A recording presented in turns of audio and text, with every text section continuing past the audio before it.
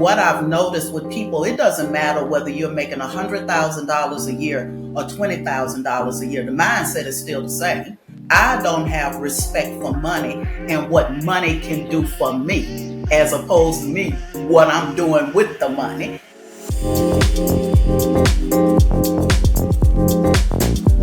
Welcome again to Living Legacies with LaVeta podcast. I am your host, LaVeta Hayes, and I'm so excited today to have a good friend of mine that's coming on, and to also just a little reminders of our Living Legacies, our workshops. We are hosting live workshops starting on April every Tuesday, and it's going to start at 7 p.m. So make sure you tune in. It'll be all over social media. And again, it's going to be live, so you will be able to ask your questions right away to the presenters that will be there. But today, again, I have the pleasure of introducing my good friend, Karren Alexander. We have been friends for 2 decades now, over 2 decades. And she's always making like great insights and making it just even more and more impactful. So I'm so excited to introduce to you my good friend, Karren Alexander. Karren, you know we always have to go into that financial piece, right? Because we're both from the financial management background, right? Yes. But in what you're doing, how crucial is that mindset when we're talking about determining financial success? And what are some of the key mindset shifts that individuals need to see for positive changes? You know, that's interesting that you asked me that, because I was just telling someone last week that they don't have a healthy respect for money. And they were like, well, what do you mean by that?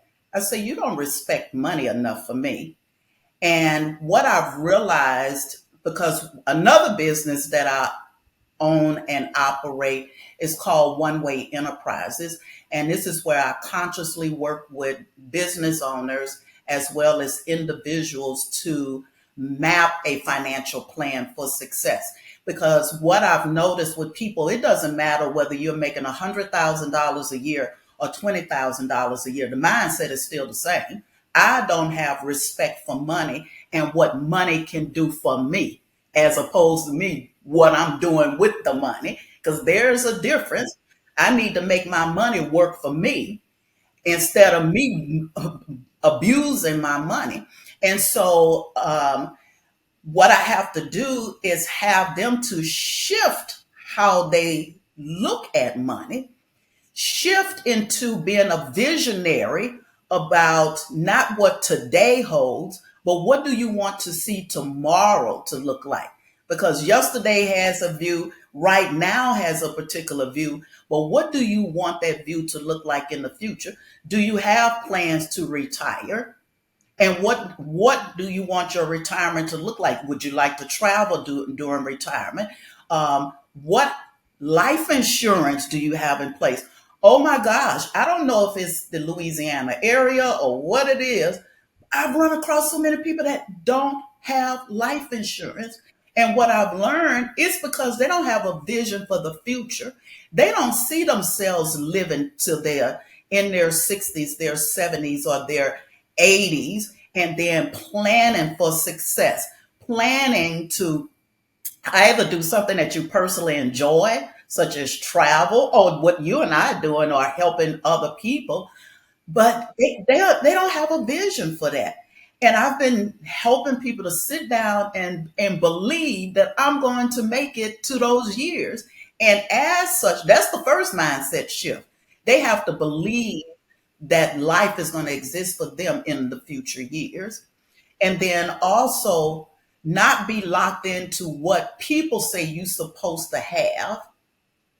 Because some people say, well, success means that you must have a 3,000 square foot house. Success means you must have a BMW. Success means you must be looking like this and carrying a $400 purse. I have had to deal whether you're making 20,000 or 100,000, the mindset is still the same. Respect your money. Now, you're not going to deny yourself of everything, but how do you use money today, but store it aside for your future needs as well? Having the proper insurance in place, having savings in place. There's that rainy day fund. It's going to be a rainy day when you're going to need it. And handling your money that way. Yes. And so that's what I try to turn people's mindset around to look at money in a different way. Yes. And sometimes it's a challenge. You either accept it or you don't accept it because that's not how I operate my own money. Right. Me and my money have a look, LaVeta, you know me. In this day and time, it's even better today. Because see, now we can walk around and talk to ourselves and people don't think we're crazy, right? Because it used to be a time people used to think you're crazy. Yes. But now they'll think you're on your Bluetooth and talking to some other people.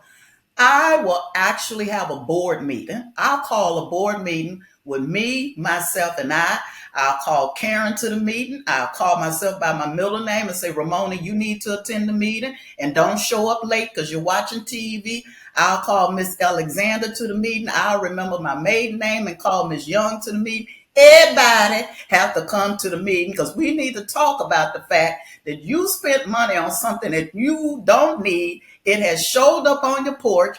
And now what are you going to do? Because you stuck it in the closet and it's been a year later. You forgot you spent $400 or $500 on something you don't need.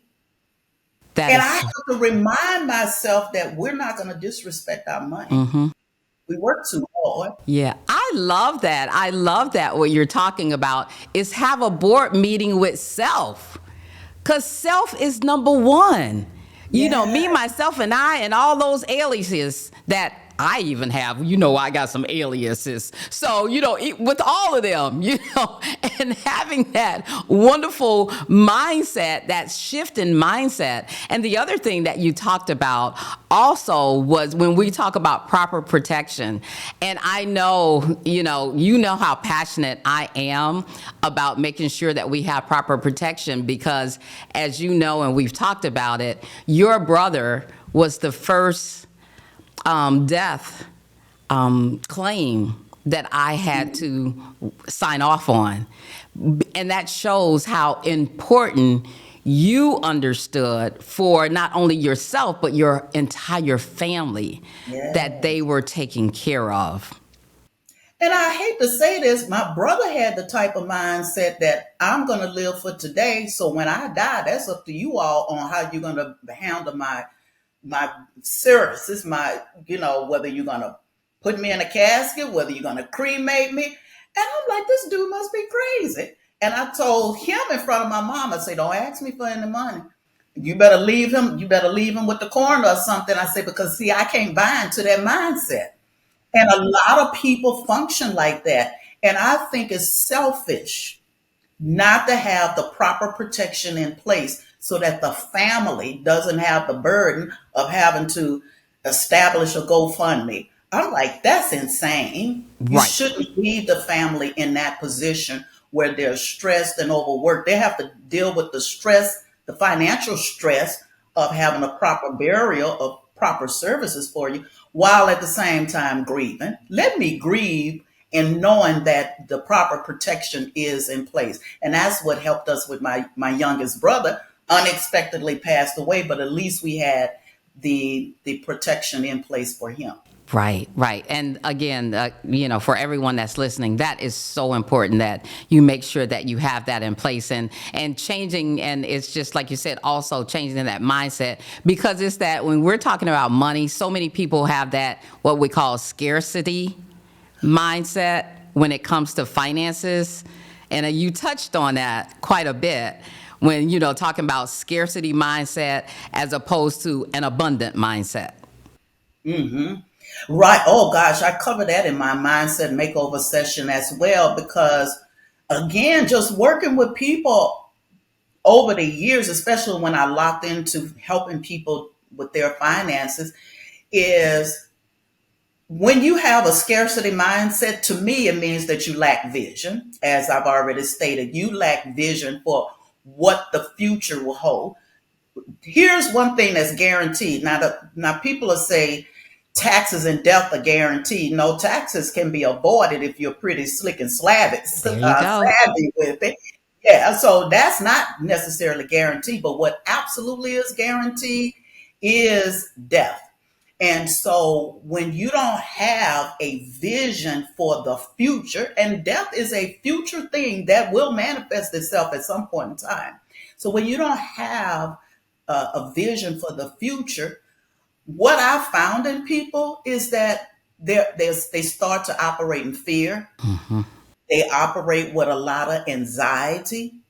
They operate with a lot of stress in their lives. The relationship between married people becomes extremely strained. The relationship with family members becomes extremely, or can become extremely constrained, because, again, it goes back to me having the respect for money. One of the young ladies that I'm working with now, she only makes maybe $22,000 a year, which isn't a lot of money, to think of. But in Louisiana, you can actually have a wonderful place to live, have good shelter, I should say, be able to put food on the table, yet start saving, and yet have that protection in place, because she's a single mother. So you can't leave this earth and not have some protection in place for your child. Today, your child is 7. What hopes do you have for your child? Would you like to see them go to college? If so, how do you start establishing that today for them? Would you like for them to have a down payment to have their own home? It cannot be about you operating in a selfish mode, just, whatever life brings, I'll just accept it as it is. No, we're required to write it down, make it plain, and execute it.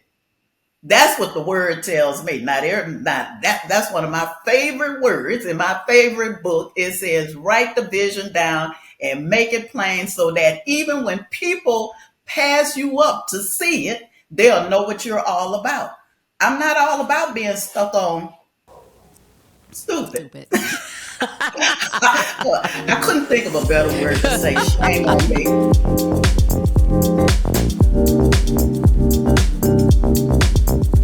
She accepted a position with another federal agency up to the GS-15 level without a college degree, because I told her